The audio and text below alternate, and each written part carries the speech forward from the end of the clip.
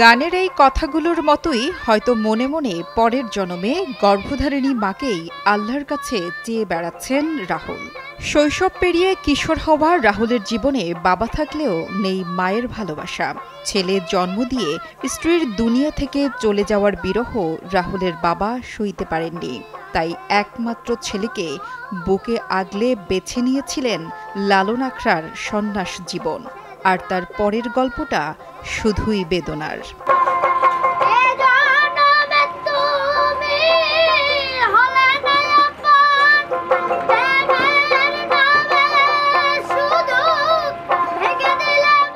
ঘরের মায়া ত্যাগ করে কুষ্টিয়ার লালন আখড়ার ভাসমান জীবনেই রাহুলের বাবা আকবর আলী ছেলেকে বড় করা শুরু করেন। ছোট্ট শিশু রাহুল লালন চত্বরে ঘুরতে ফিরতে শিখে ফেলেন লালন সঙ্গীত ও দোতারা বাজানো।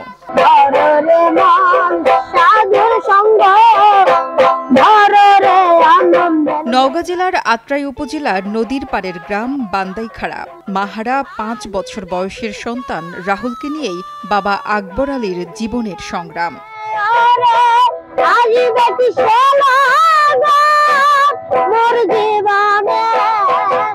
তবে একদিন হঠাৎ রাহুলকে সঙ্গে নিয়ে বাবা আকবর ফিরে এলেন নিজ জেলার নওগাঁ শহরে।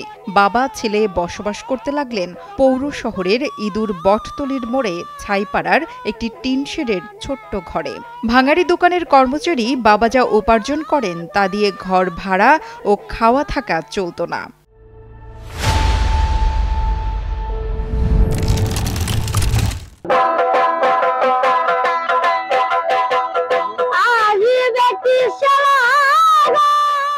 বাবার এই অসহায় অবস্থা দেখে একদিন দোতারা হাতে বেরিয়ে পড়ে ছোট্ট ছেলে রাহুল। বাজারে রাস্তায় কখনো গাছের নিচে দোতারা বাজিয়ে গান গাইতে শুরু করে। সেখানে যা আয় হয় তা দিয়ে সংসারের সহযোগিতা করা শুরু করে রাহুল।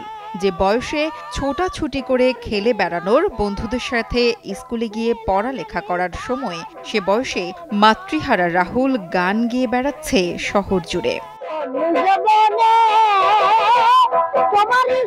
স্থানীয়রা জানান, সরকার থেকে সহযোগিতা পেলে গান গাওয়ার পাশাপাশি লেখাপড়ারও সুযোগ পাবে রাহুল। খালি পেট আর খালি পকেট যে মানুষকে জীবনের আসল শিক্ষা দেয় তার উদাহরণ রাহুলের 11 বছর বয়সে বেঁচে থাকার লড়াই। সরকার ও শিল্পানুরাগীদের সহায়তায় রাহুলের প্রতিভা বিকশিত হবে, পূরণ হবে স্বপ্ন, এমন প্রত্যাশা সকলের। ফরিদুল করিমের পাঠানো তথ্য ও ভিডিও চিত্রে ডেস্ক রিপোর্ট, কালের কণ্ঠ।